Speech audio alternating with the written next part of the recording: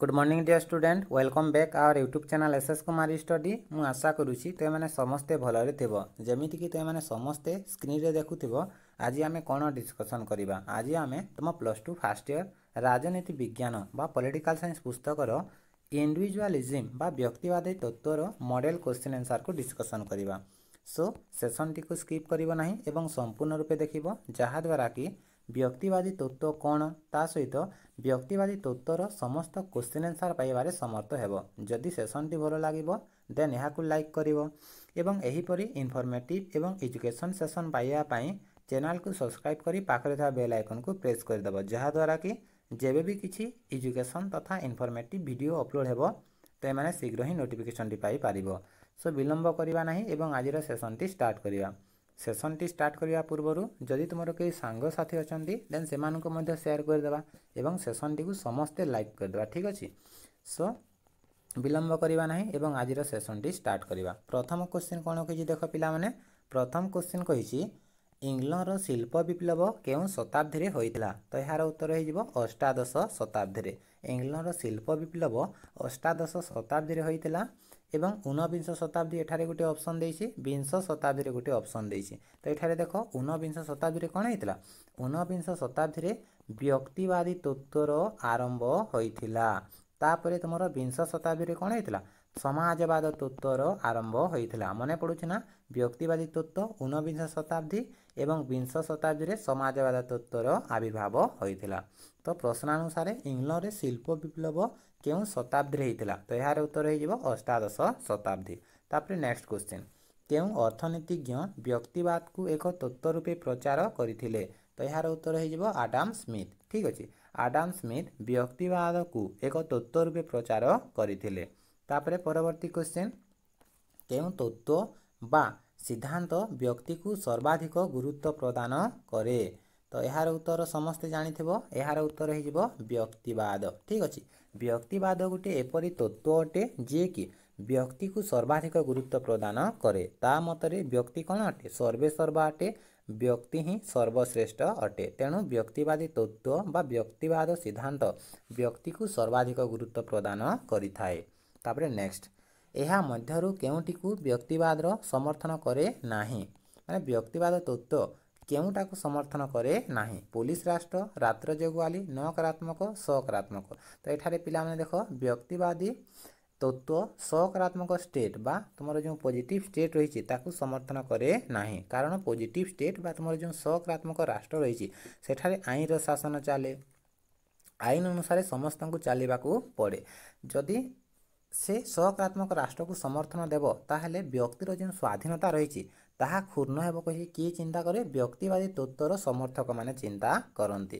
तेणु करी से माने सकारात्मक स्टेट बा पॉजिटिव स्टेट को समर्थन करती नाही। से माने पुलिस राष्ट्र को समर्थन दियंती अर्थात से माने कहंती जे राष्ट्र कोन अटे पुलिस परि अटे। पुलिस जेपरि आमर धन जीवन को सुरक्षा दउछि ठीक सही परि भाबरे राष्ट्र मध्य आमर धन जीवन को सुरक्षा दिए। तेणु से कौन अटे गोटे पुलिस राष्ट्र अटे बोली कहिसंती। तापरे रात्र जगुआली माने राति रे राष्ट्र कौन करिथाय समस्त धन संपत्ति को जीवन को सुरक्षा देइथाय। तेणु ताको रात्र जगुआली राष्ट्र बोली कहिसंती। तापरे नकारात्मक पुलिस राष्ट्र परि एवं रात्र जगुआली परि राष्ट्र कौन करिथाय विभिन्न नकारात्मक कार्य करिथाय। तेणु से माने एही तीनोटी स्टेट को कौन करंती समर्थन दियंती। बट जो पॉजिटिव स्टेट रही बा तुम सकारात्मक राष्ट्र रही ताकू से समर्थन करती नाही। तापरे नेक्स्ट क्वेश्चन निज उपरे निज शरीर और मन उपरे व्यक्ति ही सर्वोच्च अधिकारी बा व्यक्ति ही सर्वेसर्वा। यह कहार उक्ति एठारे देखो टिक दिया है यार उत्तर हो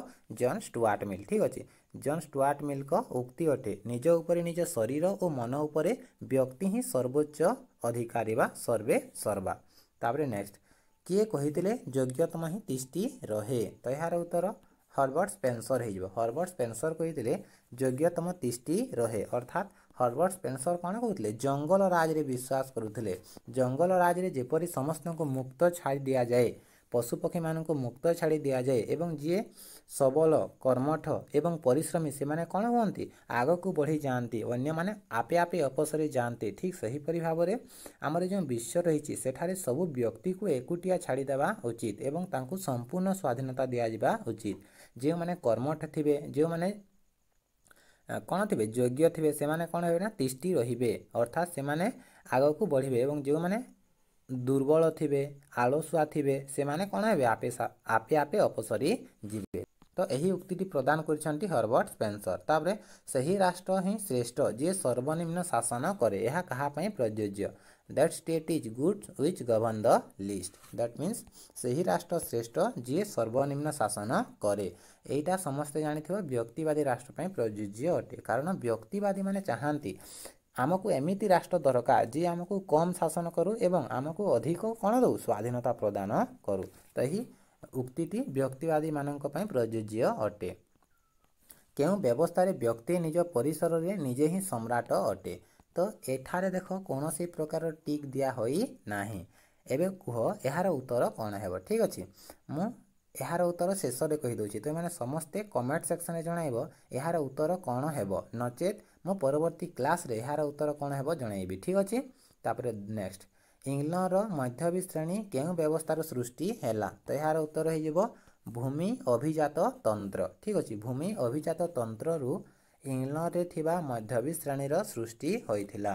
तापर नेक्स्ट केउ विशिष्ट भारतीय व्यक्तिवादी चिंताधारा को समर्थन जणाइथिले यार उत्तर हो महादेव गोविंद राणा डे। महादेव गोविंद राणा डे व्यक्तिवादी चिंताधारा को समर्थन जणाइथिले। मु आशा करुच्ची तो मैंने समस्ते सर्ट क्वेश्चन आंसर पाई पारिथिबो। जदि सेशन टी भलो लागुथिबो देन समस्ते लाइक करदेव एवं एही परी एजुकेशन वीडियो पाइबा पई चैनल को सब्सक्राइब करदेव ता सहित पाखरे ता बेल आइकन को प्रेस करदेव ठीक अछि। यह व्यतीत तुम मानक गोटे सूचना जे जदि तुम +2 फर्स्ट ईयर कि +2 सेकेंड ईयर विभिन्न क्लास गुड़िक पाइबा इच्छुक देन आमर YouTube channel SS Kumar study को विजिट कर पारिबो। सेठार तुम प्लेलिस्ट विभिन्न सेशन गुड़िक पाइपर नचेत मोर व्हाट्सएप नंबर 7653807108 यही व्हाट्सएप नंबर में मेसेज करी तो मैंने विभिन्न क्लास गुड़िक पाइपर ठीक अच्छे। तो एठारे जो प्रश्न रही है केउ व्यवस्था रे व्यक्ति निज परिसर रे निजे ही सम्राट यार उत्तर कौन हो अराजकता बाद रे कौन हुए व्यक्ति निजे ही सम्राट थाए।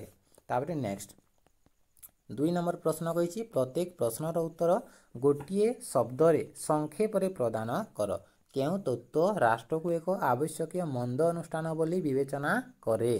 तो यार उत्तर समस्ते जानिथिबो व्यक्तिवादी तत्व ठीक अच्छे। व्यक्तिवादी तत्व मतरे राष्ट्र एक आवश्यक नेसेसरी बट इविल मंद अनुष्ठान अटे। तापर नेक्स्ट केउ राष्ट्र को पुलिस राष्ट्र मध्य कुहा जाए तो यार उत्तर कौन हो नकारात्मक राष्ट्र को पुलिस राष्ट्र मध्य कुहा जाए। पुलिस राष्ट्र पर से माने कौन करती आमर धन जीवन को सुरक्षा दियंती। तापर नेक्स्ट क्वेश्चन वाक्य संशोधन कर व्यक्तिवाद हेउछि राजनैतिक उदारवादर फल। तो एठारे भूल कोटी अच्छी राजनैतिक उदारवाद ठीक अच्छे। व्यक्तिवाद राजनैतिक उदारवाद नुहे पिला माने यार उत्तर हो अर्थनैतिक उदारवादर फल बुझीगला ना। यहाँ को आम संशोधन करदे हो व्यक्तिवाद हेउछि अर्थनैतिक उदारवादर फल। तापर परवर्ती क्वेश्चन व्यक्तिवाद अनुसारे राष्ट्र एक अनावश्यक भल अनुष्ठान एठारे भूल अच्छी अनावश्यक भल। तो यहाँ को आम संशोधन करके लिखा व्यक्तिवाद अनुसारे राष्ट्र एक आवश्यक एवं मंद अनुष्ठान अटे ठीक अच्छे। राष्ट्र हेउछि एक आवश्यक मंद अनुष्ठान एटा कहार मत अटे व्यक्तिवादी मानकर मत अटे। तापर क्वेश्चन नंबर 4 शून्य स्थान पूरण कर देश तत्व अबाध नीति रे विश्वास करे। तो यहाँ समस्ते जानिथिबो व्यक्तिवादी तत्व अबाध नीति रे विश्वास करे बा अबाध नीति उपरे से विश्वास रखि थाए। यह मतरे अबाध नीति कहले कौन मुक्त प्रतियोगिता जदि से माने कहउचंती आमको मुक्त छाड़ी दिया जिवो ताहले आमे कौन करिवु रोजगार करिवु एवं आमर विकास हेई पारिबो। तापर नेक्स्ट क्वेश्चन विवर्तनवादी तत्वर प्रवक्ता हेउचंती देश एटा समस्ते जानिथिबो साइंटिफिक यथार्थता रे आमे पढिथिले बा तुमर जो वैज्ञानिक यथार्थता रहिछि सेठारे पढिथिले चार्ल्स डार्विन ठीक अछि। चार्ल्स डार्विन हेउचंती विवर्तनवादी तत्व बा थ्योरी ऑफ एवोल्यूशन रो फादर बा प्रवक्ता। तापर नेक्स्ट ख विभाग तो एठारे देखो ख विभाग जो प्रश्न गुड़िक रही ताकू मु पीडीएफ माध्यम रे कौन करिछि ना क्वेश्चन रो आंसर गुड़िक दे देछि सेठारो आमे डिस्कशन करबा ठीक अछि। ବ୍ୟକ୍ତିବାଦ ମଡେଲ କ୍ୱେଶ୍ଚିନ୍ ଆନ୍ସର ख ବିଭାଗକୁ ଡିସ୍କସନ୍ କରିବା। ଏଠାରେ ପ୍ରଥମ କ୍ୱେଶ୍ଚିନ୍ କହିଛି ବ୍ୟକ୍ତିବାଦର ଅର୍ଥନୈତିକ ଯଥାର୍ଥତା କ'ଣ? ତ ଏହାର ଉତ୍ତର କିପରି ଲେଖିବେ ଦେଖ। ବ୍ୟକ୍ତିବାଦ ତତ୍ତ୍ୱ ଅନୁସାରେ ଏହା ଅବାଧ ନୀତିରେ ବା ଲେସୋ ଫେୟାର ନୀତିରେ ବିଶ୍ୱାସ କରେ। ତେଣୁ ମଣିଷକୁ ସମ୍ପୂର୍ଣ୍ଣ ସ୍ୱାଧୀନତା ପ୍ରଦାନ କରାଯିବା ଉଚିତ, ଅର୍ଥାତ୍ ଅର୍ଥନୈତିକ ବ୍ୟାପାରରେ ରାଷ୍ଟ୍ର ହସ୍ତକ୍ଷେପ ନ କରିବା ଉଚିତ। ଏହାଦ୍ୱାରା ଅନାହାର ବେକାରୀ ଲୋପ ପାଇବ, ବାଣିଜ୍ୟ ବ୍ୟବସାୟ ଦ୍ରୁତ ବିକାଶ ଲାଭ କରିବ। ଏହା କ'ଣ ଅଟେ? ବ୍ୟକ୍ତିବାଦର ଅର୍ଥନୈତିକ ଯଥାର୍ଥତା ଅଟେ। ତାପରେ ନେକ୍ସଟ ବ୍ୟକ୍ତିବାଦର ନୈତିକ ଯଥାର୍ଥତା ବୁଝାଇ ଲେଖ। ତ ଏହାର ଉତ୍ତର ଲେଖିବ ବ୍ୟକ୍ତିବାଦର ନୈତିକ ଯଥାର୍ଥତା ଅନୁସାରେ ବ୍ୟକ୍ତି ନିଜ ପ୍ରତିଭା, ଯୋଗ୍ୟତା, ଦକ୍ଷତାର ଏବଂ କ୍ଷମତାର ଶ୍ରେଷ୍ଠ ବିଚାରକ ଅଟେ। ତା ସହିତ କ'ଣ ଭଲ କ'ଣ ଖରାପ ତାହା ବିଚାର କରିବାର ଶକ୍ତି ତା ପାଖରେ ରହିଛି। ଫଳରେ ବ୍ୟକ୍ତିର ବ୍ୟକ୍ତିତ୍ୱ ବିକାଶରେ ରାଷ୍ଟ୍ର ହସ୍ତକ୍ଷେପ ନ କରିବା ଏବଂ ତାକୁ ଏକୁଟିଆ ଛାଡ଼ିଦେବା ହିଁ କ'ଣ ଅଟେ? ବ୍ୟକ୍ତିବାଦର ନୈତିକ ଯଥାର୍ଥତା ଅଟେ।